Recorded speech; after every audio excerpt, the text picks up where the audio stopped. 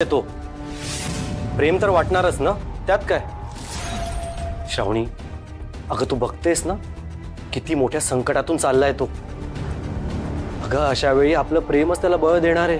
अक्षय, नुसतं बळ नाही, आजींनी बाबांनी जर मिळून सगळी प्रॉपर्टी श्रेयस भाऊजींना देऊन टाकायची ठरवली तर आपल्यानंतर श्रेयस भाऊजींना कोण सांभाळणार म्हणून। अक्षय, तू बघतोयस ना, आत्या, आजी, बाबा, फक्त श्रेयस श्रेयस श्रेयस। श्रावणी, काय श्रावणी, काय? हे बघ, आपलं पुढे काय होणार आहे ना हे मला स्पष्ट दिसतंय। सगळी प्रॉपर्टी श्रेयस भाऊजींच्या नावावर होणार आणि दिवस रात्र आहे ना मी श्रेयस भाऊजी श्रेयस भाऊजी श्रेयस भाऊजी करत त्यांची कामं करत राहणार। वर ते बरे झाले ना तर त्यांचंच कोड कौतुक होणार आहे, आणि नाही जरी बरे झाले तरी सगळे तर त्यांचीच काळजी करत राहणार ना। अक्षय, तुला खरंच असं नाही वाटत का? तू या घरचा मोठा मुलगा आहेस, पण सगळ्यात जास्त इम्पॉर्टन्स कोणाला दिलं जातं? श्रेयस भाऊजींना। सध्या ना या घरासाठी तू राबतोयस। हे सगळ्यांचे मोठे मोठे शौक, घरातले 4-4 नोकर, हॉस्पिटलचा, उपचारांचा भरमसाठ खर्च, ही जी यांची लाईफस्टाईल मजेत चालली आहे ना ती तुझ्या जीवावर चालली आहे का? तर तू बिझनेसला प्रॉफिट मध्ये आणतोयस ना? हो। श्रेयस भाऊजी तिथे अंथरुणावर पडलेले आणि बाबांचं लक्ष कुठे आहे? तर सगळं श्रेयस भाऊजींकडे। हा जो सगळा बिझनेस चालू आहे ना हा तुझ्या जीवावर चालतोय, तू चालवतोय हा बिझनेस। बोल, खरं आहे ना हे?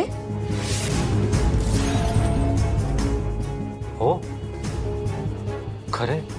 पण तरी तुझं कौतुक कोणीच करत नाही। सांग ना, तुझ्याबद्दल कोणी एकही शब्द बरा काढतात का?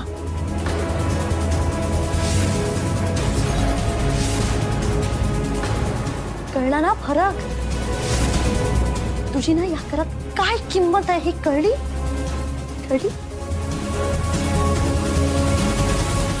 अक्षय रे, माझा जीव तुटतो तुझ्यासाठी,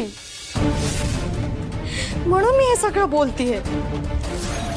त्या दिवशी मी जे काही बोलले ते बाबांच्या मनाला लागलं, पण अक्षय प्लीज रागवू नको। बाबा काय किंवा आजी काय यांचं फारसं आयुष्य उरलेलं नाहीये। त्याच्यानंतर त्यांच्या तब्येती जरी बिघडल्या ना तरी शेवटी श्रेयस भाऊजींची जबाबदारी आपल्यावरच येणार आहे ना, हे विसरू नको। अक्षय, तुला कळतंय ना, राबायला आपण, पण प्रॉपर्टीचा मालक कोण? श्रेयस भाऊ। श्रावणी, काहीही बोलू नकोस, तू उगीच कल्पना लढवू नकोस।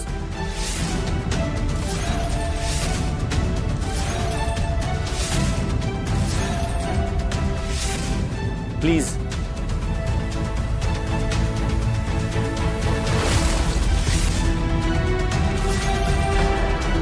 कल्पना नाही लढवत आहे, खरं सांगते जे होणार आहे ते।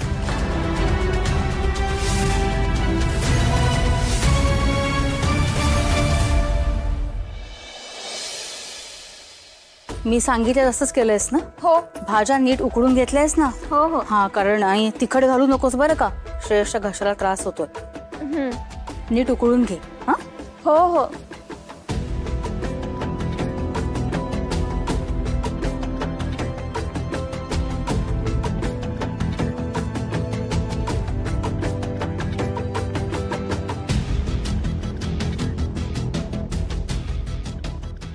काय झालंय? यांचा फोन का नाही लागत आहे? इथं जे काही घडलं ते सगळं सांगायचं होतं मला त्यांना।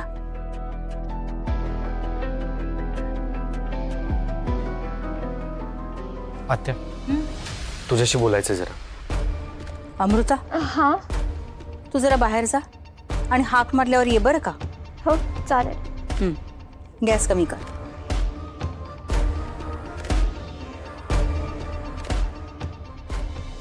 हा बोला. ताराबद्दल बोलायचं होतं.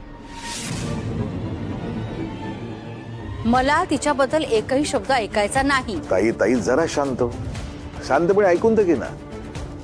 ताईनं तुझा काहीतरी गैरसमज होतोय की ताराने आपल्या श्रेयसला संपवण्याचा प्रयत्न केलाय. हे बघ ताई, तारा मोठ्या आशेने श्रेयसला भेटायला आली असेल, घाबरले असेल.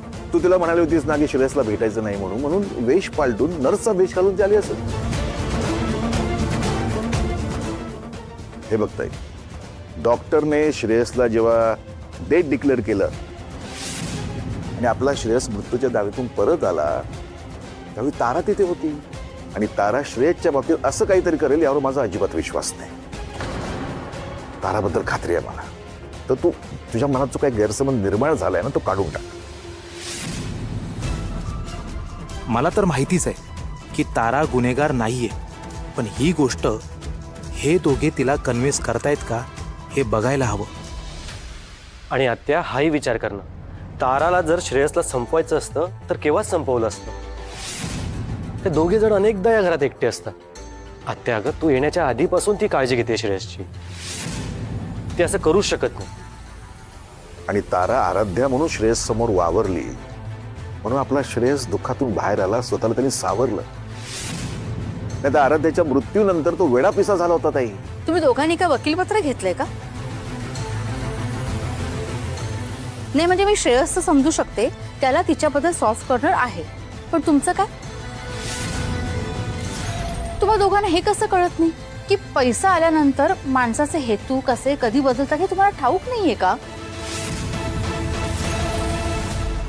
नाही म्हणजे ती या घरात यायच्या आधी असेल अगदी साधी भोळी. म्हणजे यशोधराच्या सांगण्यावरनं जेव्हा ती नाचत होती तेव्हाही असेल ती गरीब बिचारी मुलगी. पण आता ती तशी राहिलेली नाही. तिला पंख फुटले. श्रेयसची बायको म्हणून ती नाचत असते, मग पूजेसाठी ती वेळेवर का नाही पोचली? तिचं जर खरंच श्रेयसवर प्रेम होतं किंवा आहे तर तिने वेळेवर पोचायला पाहिजे होतं, काहीही करून. उलट ती तर आलीच नाही आणि श्रेयसलाच पूजेवरनं उठवलं, आणि ते पण ढकललं मरणाच्या दारात. आज श्रेयसची जी अवस्था आहे ना त्याला पूर्णपणे ती जबाबदार आहे, हे तुम्ही दोघंही विसरू नका. आणि हो म्हणजे असेल ना ती निर्दोष तर पोलीस सोडतीलच ना तिला. जाणार कुठे?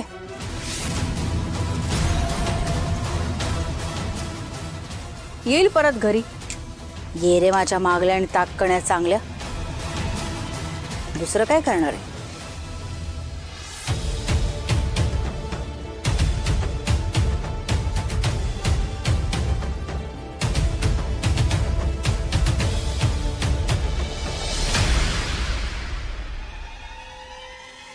एक मिनिट, तुम्ही कुठे चाललाय? अहो मॅडम, सकाळपासून तुमच्या घरी थांबलोय. मला अनेक पेशंट आहेत, त्यांना पाहावं लागेल. त्यांची जबाबदारी माझ्यावर. मला जाऊ दे ना प्लीज.